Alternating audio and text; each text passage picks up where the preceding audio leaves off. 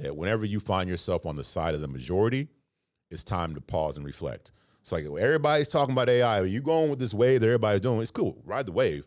But like pause and be like, everybody's looking over here. So where are they not looking?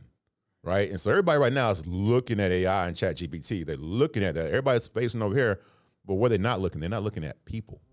You might have to take notes on this bitch. Listen, Famous and Wealthy Podcast, man, I had to bring my boy on here, man. He did not want to come out, man. He the top community builder literally in the world, man. I told him to come out. I'm going to name him today. His name is going to be Kingmaker, the community maker, man. What's going on, my boy? I was like, man, listen, they got to know who built my community. Like, how is you doing what you doing, bro? Like, let them know about your upbringing and stuff like that. What's going down, Kevo? Just chilling, bro. Yo, man. Bro, appreciate you bringing me out. Yes, sir. I'll get straight to it, man. So I'm from Texas, a small town in Texas. Shout out to Pflugerville. A small town in Texas. But my parents are Jamaican. So I grew up in this small town in Texas, but within this Jamaican culture. Right. And bro, like, you know, you talking about community stuff. I figured this out early on as a kid, man. I'd have my Jamaican family, Jamaican culture, and I had to act one way within that culture and that family. Then I get around my American homeboys, and it's a different way I had to act, right? Then I would get around my basketball homeboys, act a different way. My homeboys are into bad shit, act a different way. And I noticed as a kid that who I surrounded myself around, what kind of community I was, dictated my actions. And it's the same thing for them. Whatever community they were in, whatever role they were in, it would dictate their actions. So I was like, shit. The people that you surround yourself around or whatever with, the community you have around you can influence you heavy. And I just think that as a kid planted that seed, right? So I do well, I hoop to play basketball, right? I end up getting in college. When I went to college, I grew up in the suburbs, but I went to college, I was around hood dudes, like hood. Again, different community, different culture, different upbringing, different understanding. I had to understand that, and I hoop, so I was well accepted, and I knew hip hop and all that shit. But like, I had to work my way into that community. Drug dealers and shit, like people on the basketball teams, go over there, a different community. I'm like, damn, it's the same shit everywhere I go. Your environment, the people you surround yourself with dictate your actions. So I'll go to college, do well, whatever, graduate, and then I go straight to corporate America. When I went to corporate America, this is where I applied it and actually made money. So I had a team, it was over 100 people, right? My team was over 100 people, like a sales team, basically. I'm over 100 people. And it's these 100 people you divide into teams. So say there was 10 teams of 10 people, right? How do you get these people to like move towards one action? Like how do you, I'm only one person, I got 100 people across the United States. How do I get these people to do something? Exactly. Well, shit, it's okay. I need to facilitate the culture. I need to facilitate these types of communities. So 10 different teams, 10 different communities. But what I did was I established one common thread, which was winning. So I had 10 different teams, one common thread, which was winning. Our culture here is that we win. We all hate this job, but we're all going to win. And I established that in 10 different teams. And what happened? We did well. Had the most successful sales team, period. And that was good. Things were good.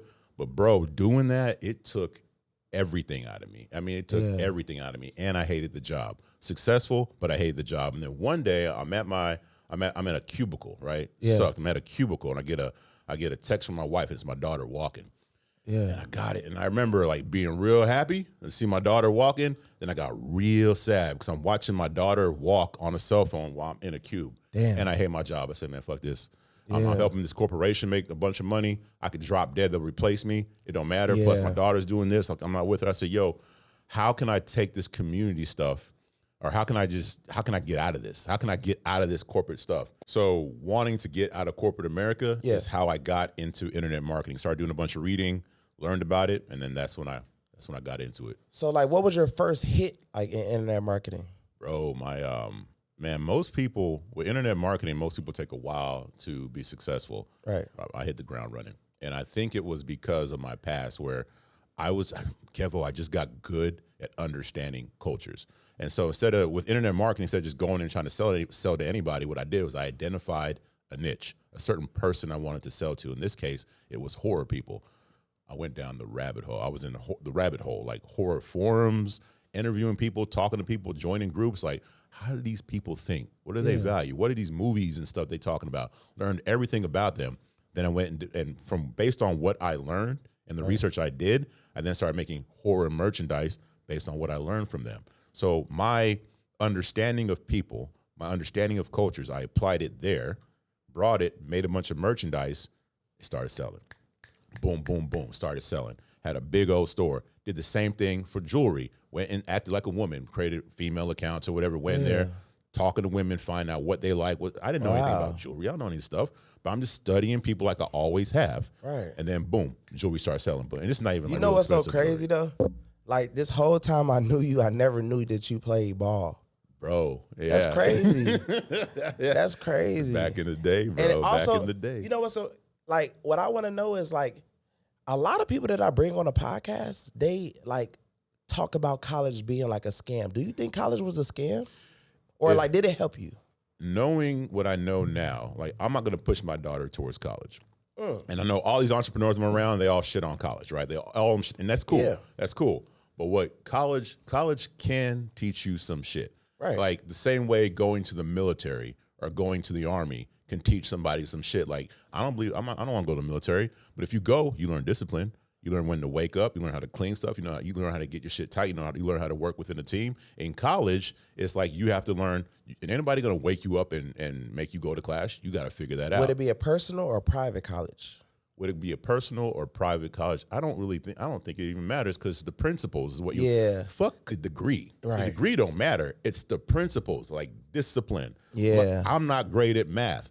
Let me put some extra work in to learn this. Exactly. That concept of putting work in to learn something or get better at something, that's bigger than college. And I think you don't need to go to college for that, but that's what college gave me, just learning how to do certain things. So what's going on? Like, I want to know more about this AI stuff, bro. Like, what is AI? Bro, I think at this point, most people know about ChatGPT. They know about bots and all that. They use AI to answer emails or do texts and all that's cool. That's cool. Yeah. There's a whole other world going on out there. Right. Like, for example, let's say you were asking ChatGPT for project management questions or trying to get help with that.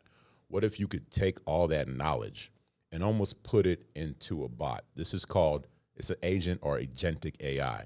So It's like taking the knowledge from ChatGPT and making it actually do something, actually go out and work and make money. Right now, most people are just using it to answer an email, like I said, or do a text or whatever it is, real surface level stuff. You can take the same knowledge, the same power, put it in an agent, and it's almost like you got a human who's now executing this.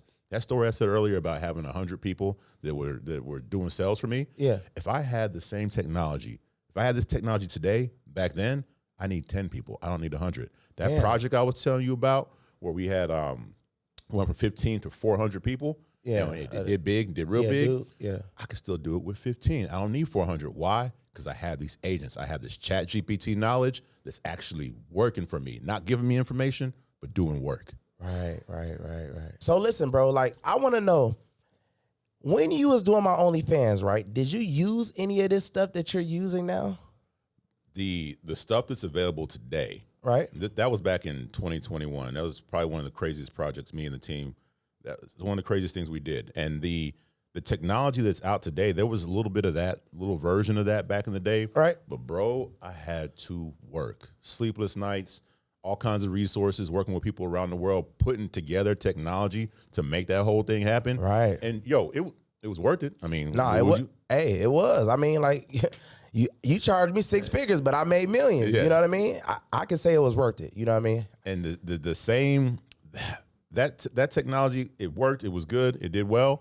But the stuff that I have available today, the stuff that we have access to, the things that we're doing, bro, if I had that same information today, that same technology back in 2021, it'd have been done half the time. You'd have done much better. It's the stuff that we are doing today, bro. I'm trying to tell you, like, it's next level, and that's why we're charging 6 figures or so, because what we do and what we set people up with is, I don't see anybody else doing it, Kevo. Wow. So listen, bro, I ain't gonna lie. When I hear you talk about communities, it's like you talk about it like in a different way than I see it. Like, tell me more about it the way that you're talking about it. I had to go deep with learning communities, and it was weird. The way I learned it was, bro, I sucked at dating. Like, I sucked at picking up women. Yeah. When I played basketball, I can meet girls, so I played basketball. When I got out of that and had to actually talk to women, I didn't know what to say. I had to learn. So I came across learning about the power of community as I studied how to talk to women. So let me tell you something. we are wired, like DNA, hardwired for community. Like, for example, you do well, you can talk to girls, I know, right? And my homeboys can do the same thing, but like most men, and you would know men like this, most men are terrified to walk up to a woman. They are. It's not even it's not even rational. It's like they freeze up, like it's a life or death thing. Like, well, why is that? Like, why? There's a reason that's happened. The reason is because in our DNA, like I said, we are wired for community. So go back to tribal days. Say you was in the tribe, like back in the day, you in a tribe.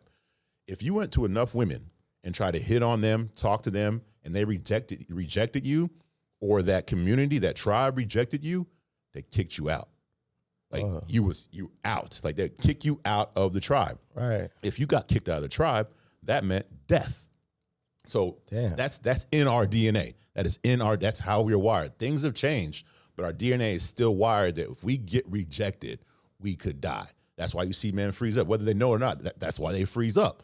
And so community, it's hardwired. Oh man, damn. Like that, this is like really like a part of us. And then another thing I learned was, again, as I studied this, like there was a study that was done. You could take a fake bird, and you put it on a wire, fake male bird, put it on a wire.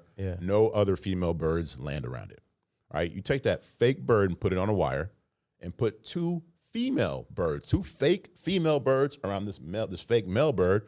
All of a sudden, real female birds start landing around it. Wow. Why? Because it sees that, other people like you. You must be cool. So this is real. It's the same thing. If you at the bar and you dolo, nobody's talking to you. You at the bar and you got two women that are around you. All the other women now are looking at you. This is community. You are the head of this community. Again, it is wired in us. Wired. Now, let's say, again, the average dude, what I learned was the average dude needs to spend 7 hours with the woman in 3 locations before they sleep together. This is the average dude, right? 7 hours, 3 locations. So it could be like you could meet at a coffee shop for 4 hours, right? That's the first date is done, right? The second date, you go to dinner for an hour and a half. You go to a bar for an hour and a half.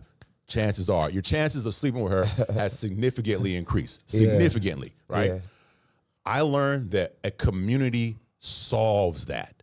If you're in a community with me, you're spending time with me. When they went to your OnlyFans, they're spending time with you. Right. So it's like, if I'm gonna sell something that's expensive, how do I get people to spend time with me in 3 different locations? A community will solve that. There's ways to solve that in a community, but the community solves the biggest thing is to get people to spend time with you. And they spend time with you, enough time with you, they'll spend money with you. Oh, it's just like how when I see these guys doing these challenges and when they do the 5-day challenges and stuff like that, they got these people that's spending the mornings with them. They're spending 2 hours on the call with them in the morning. Then they're on the call with them in the afternoon. Then they're on the call with them at night. And then they sell them at the end. Exactly. Oh, okay. Exactly. So then they get them to sign up for then they hit them with a small ticket, then they hit them with a high ticket later. You see the game. It's the same thing with events. When you see it, you can't unsee it. So you start seeing these guys are just doing things. They might do, hey, come do this challenge for $7 or $5 or do it for free. They want your time. And this rule, this concept, this principle plays a role in everything. Yeah. You can look at a church, man. Like if they keep coming to church long enough and talking to the preacher and spending time with the preacher, they're gonna buy into him. The whole key there, again, when it comes to this community thing or getting people to spend tons of money with you, you get them to spend time, and the community is just one of the ways to do that. So I want to know this, like, when people build websites, right, and stuff like that, and I had ran into an issue where, you was working on my OnlyFans and stuff, but I remember I wanted to do like a website with somebody, right? And I had a problem with them. They did my website pretty well, but the thing was, when you get their numbers and their emails, the person who I had working for me was actually hitting them up. Damn. You know what I mean? With his information. Have you ever ran into like, okay, this is where I think a lot of people have trust issues in, right? Which I know for a fact that I can trust you and you're not on that. But I know for a fact when I start working with this guy that he did that because you know how fans come. You know, you got fans. They could they tell you, they be like, hey, why am I getting emails about this, and this after I sign up for your website? So I'm like, hold on. So you signed up for my website. Now somebody's hitting you up. But this was the same person who actually built my website. So I guess the data and the, you know, and all that. So he was stealing the data, basically. He would give it to you, but it's almost like it was stepped on before you got it. Like he would basically, like, okay, you made the website. Boom. Yeah. I'm making money, like not as much money as I made off OnlyFans with you. But, you know, I had made a decent amount of money. But when somebody comes, put in their email, put in their phone number, he was getting the data, which I never understood the internet stuff. And then they were getting the emails of merchandise or ebooks or stuff that he had for sale. You're hitting on something. So going back to community, what you're talking about is a business model that most people don't see. So again, let's go back to community. You ever heard of something like Home Advisor? You ever heard of them? Home Advisor, yeah. Home Advisor, right? So Home Advisor would be like if you didn't want to call if you had a plumbing issue, right? You got a plumbing issue, and you don't want to talk to 15 different plumbers, you go to Home Advisor. And Home Advisor, you'd go there and say, hey, here's my information, I need a plumber. So here's what Home Advisor's done. Home Advisor has created a community. They have a community. They say, yo, if you're a plumber, come here because we have customers, just like how Amazon creates a community. If you're a seller, come here because we have customers. So Home Advisor creates this community. The plumbers go to it, right? Me, the homeowner, I submit a lead. Hey, I need a plumber. What does Home Advisor do? They take this one lead, right? This one lead, instead of selling it to one plumber for $300, they got 20 local plumbers. They take this one lead data and sell it 20 different times. They have a community so where they could take one lead and sell it 20 different times and make big money. Does that make sense? So, buddy, like there's money, there's gold in data, and buddy was just kind of stealing it from you. All right, so let me ask you something. How do us entrepreneurs, you know, protect ourselves from that? How do you protect yourself from your data being stolen? Yes, with people that you're working with. Is it contracts? Is it like lawyers? Or like, what do we do, you think? Like, what would you think? Well, first thing is you don't work with them. But true. Exactly. That's the first thing. But I mean, that's why I brought you on, because I'm just like, you know, you're like the most trustworthy person. We'd have made hella millions, but me trying to work with, because people be like, hey, I'll build your website for free. And I'm just like, hold on, ain't shit in this world free. Nah. You know what I mean? Yeah. So I'm like, it had to be a bigger picture to this. Bro, there's no easy answer. There's ways to do it from a tech perspective, but like if somebody's smart enough and they're working with you and they have access to all the back end stuff, they could just steal your data. The best advice, which is probably not the most helpful, is that you just got to work with people you trust, which is for sure. That's why, I mean, here we're 4 years into this game. We're still working together. Yeah. That's because I ain't trying to do some shady shit. Exactly. You know what I mean? But like, and that's the whole thing, man. Like, there's an analogy of a goose that lays a golden egg. You ever heard of this? Yeah. Right. So you have this goose that's laying this golden egg. Well, you could wait every day and get a gold egg. And every day you just wait. You might have to wait. You get one every 24 hours, but every day you're getting a golden egg. And some cats will do that. That's our relationship. Like, we're just going to keep working together for a long time. You have the other cats, like the person who's stealing your data. They're going to reach in. They're going to kill the goose to get the golden egg. Well, you killed the goose. Now, you got the golden egg that day. That's great. You got the data that day. But are you going to work with that website guy again? Are you going to ever work with him again? The guy who stole your data? No, you're not, because he killed the goose. Like, it's just it's something that I think, man, people just, they're not willing to be patient and build relationships. It's instant gratification. Yeah. Instant gratification. What would you charge for a one-on-one to learn everything that you know about, you know, building communities? Like, if you would to charge somebody that's watching right now, that's like, man, you know what? I want to be just like him. Like, I want to be able to build celebrities' community. Bro, I ain't never thought about that. I mean, I know it's high. I know it's gonna be expensive, of course, just because it's one-on-one. But I'm pretty sure, what, 6 figures, or like, would it be? This is gonna sound real arrogant, but you couldn't afford. Yeah, for sure. This information, this is priceless. Yeah. If I had to charge, it's gonna be 6 figures. Yeah. But this game, this is years of experience. And I'm a nerd, boy. I study. Like I study, and not do I study, I apply. So when you ask me that, my first thought is you couldn't afford it, but if I had to charge, it's going to be the 6 figures. Easy. No, for sure. I already know. Yeah. Yeah. So like would you ever come out with any ebooks or guides or anything like that? Or are you just strictly, well, you do make enough money to like not even need to do it. I ain't doing no ebooks, no guides. Like if I decide to do that, it would be I can't put this stuff in a book. Like, no, for sure. Like you wouldn't even be able to comprehend it. Like, exactly. All right. So I wouldn't I wouldn't do that. So what's your goals for 2025? Man, that's a big question. Get out there more. Like if it weren't the same way that we've helped you, you've influenced me. Because I've seen like, I saw kind of like, I saw you come up. I saw you come up. And a lot of that was with you, Brandon. And so just this year, Kevo, like I started getting out. I had an Instagram. I wasn't on there. Yeah. I just got on there a few months ago. It's doing all right. I got a community of myself. Yeah. We launched in April. I got like 4K right now already. And I'm not even really, my goal in 2025 is just this. And I appreciate you bringing me on here is to get out there and talk about this because, bro, you know me and my bro, like we play the wall, man. We're background. For sure, for sure. I guess to answer your question, part of my goal 2025 is just this, to get out here and talk about this stuff because usually I ain't talking about it unless you know me. Because I know you see a lot of people that's out here, and I know you be like, man, that is like not it. You know what I mean? And I'm knowing like, because like I say, it's a lot of gurus, but I be like, man, I know the real gurus, and they be like, a lot of them be hidden. Like, you don't know them. You know what I mean?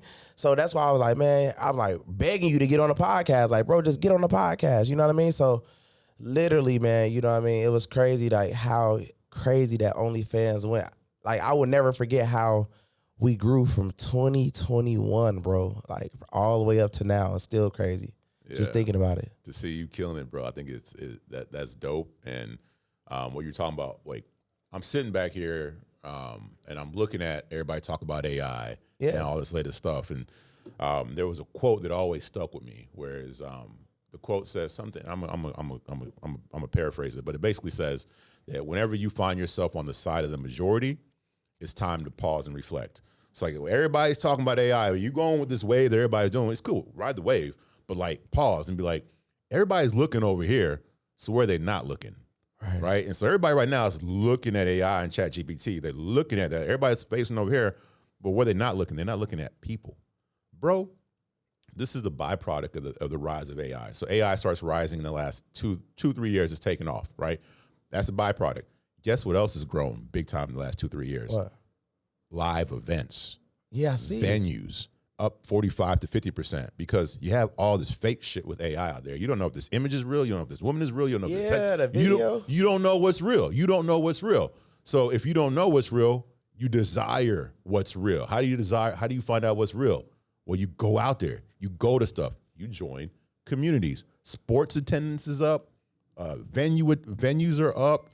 Travel is up. All these community like type things are up as a result of AI. But everybody's staring at AI. They're not looking at what else is popping off, which is the human connection. That's what we've been looking at. Right. See you swole up and everything. Staying in shape. I've been trying, man. Going to the gym every day, all day. Literally, I've been doing like 4 hours a day. Damn. I literally had a class today at like 12 o'clock. Literally, like they got all the celebrities be there. You know what I mean? And they be crazy, but it's more like a high intense thing. But just to stay focused, bro, I just try to keep my mind like just working out while I'm praying and stuff like that. You know what I mean? I think that's smart, bro. Like for me, staying in shape. I lift 5 days a week. Not like I ain't doing no 4 hours. I ain't doing that. But what I do also is jiu-jitsu. And so for people who don't know jiu-jitsu, it's like if you watch MMA and they go to the ground and they get to like breaking stuff and choking people and ripping stuff. Yeah. That's what jiu-jitsu is. Damn. And man, remember earlier I told you, like, again, when I was a kid, I noticed that the people you surround yourself, the community you surround yourself with is going to influence your behavior. Right? So let's take it for jiu-jitsu. I started off at a gym when it was all right. Like my coach is all right, blah, blah, blah. I went to a different gym. I found this cat out who's a professional out of Brazil who's been doing this since he was 4. Wow. What do you think happened to my BJJ game? Damn. I'm around the best. Right. So I'm not saying I'm the best.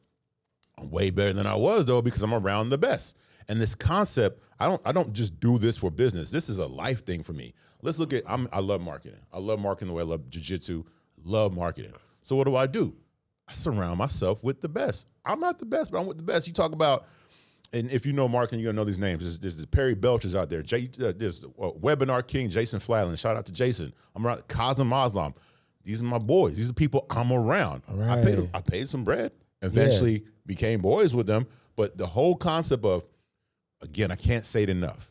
You're the average of the 5 people you surround yourself with. Right. And so I'm cognizant and intentional about who I put around me. Right. Exactly. And the same thing with you. Yeah. Like, you ain't gonna come on this podcast unless you got something. Do you have bums around you, Kevo? Exactly. You ain't got no bums around you because you ain't no bum. Right. And so it gets rough too, Kevo, because as time has gone on and as I've grown as a human, there's some people, and you know this, there's some people you got to leave behind.